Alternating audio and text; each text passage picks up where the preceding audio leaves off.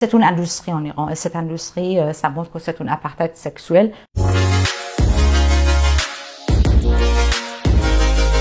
La constitution de la République islamique est basée sur les lois charia. C'est une constitution d'où la femme est la propriété de l'homme. D'après cette constitution, les femmes en Iran, ils n'ont pas le droit d'avoir, par exemple, des postes comme devenir la présidente de la République, devenir le commandant de l'armée ou même le juge.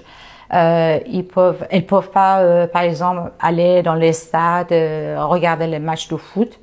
Elles peuvent pas se baigner dans la mer ou dans les lieux publics. Elles n'ont pas le droit de chanter, de danser dans les lieux publics. Donc, il y a beaucoup de restrictions pour les femmes en Iran, d'après cette constitution. Et au parallèle, il y a des milliards de budget public qui est financé pour au moins plus de 30 institutions en Iran pour la répression des femmes, pour faire la propagande et la promotion des voiles ou du hijab islamique en Iran, que moi je l'appelle l'uniforme idéologique et l'uniforme politique.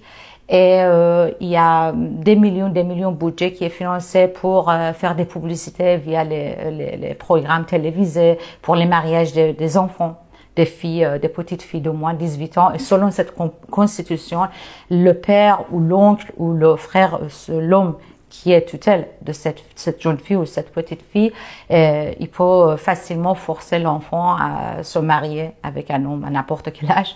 Et donc, c'est une industrie en Iran. Et cette industrie, ça montre que c'est un apartheid sexuel.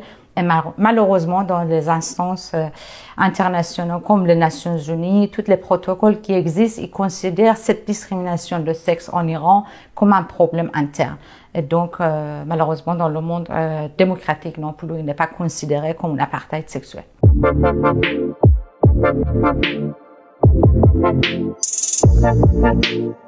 Thank you.